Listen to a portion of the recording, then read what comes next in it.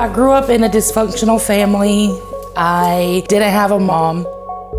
There was drugs and alcohol and some traumatic events that led us into a life of addiction. I come from a background of addiction to methamphetamine. I ended up homeless at 23. I ended up going to prison shortly after, came home and still was doing the same thing I was before. I knew I needed help. I knew I was tired of going to jail. I was still hollow on the inside and I didn't know Jesus. I hit my knees and I asked God to change my life, and that was 10 years ago.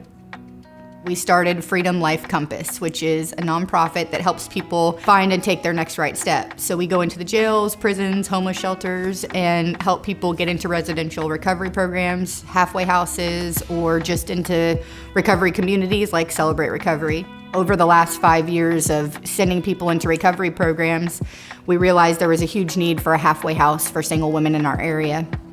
Today we're sitting in the Freedom House, which is a faith-based transitional home that I was blessed to open. We help women find and take their next right step. Everything that has walked through our doors I have experience with, from domestic violence to addiction to selling drugs.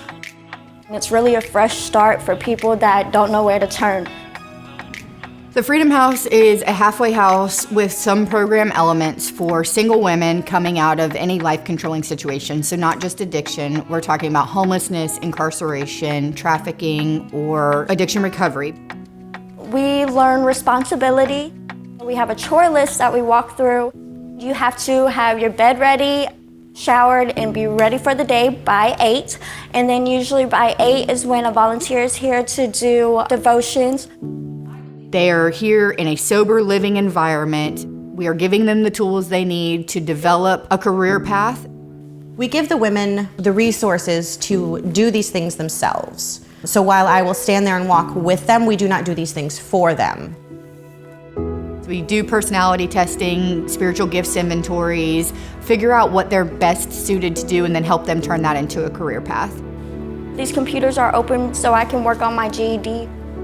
We can house up to 6 women for 6 to 18 months. We have a large kitchen area, and then we also have a garden as well as a prayer path. We work with all of the different organizations in our community, career soars, to help them figure out their path. They direct you in the places you need to turn to and also find the gift that God has given you in life. You're also getting the benefit of seeing businesses started. It's a way to help you come find your purpose and where you want to move at in life and just what direction you want to go instead of backtracking and going down the wrong way. So now Marissa is running our food truck. It's the Freedom Cafe.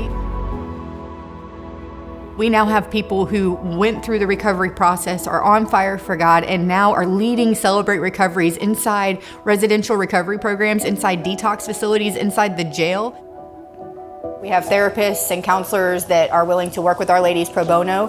We also require them to attend church and Celebrate Recovery meetings. I can walk beside them, let them know that they're not alone, that I've also been through it, and there's a bright side, there's a way out, and to help them find that way out, find God's next right step for their life. It's like a big family.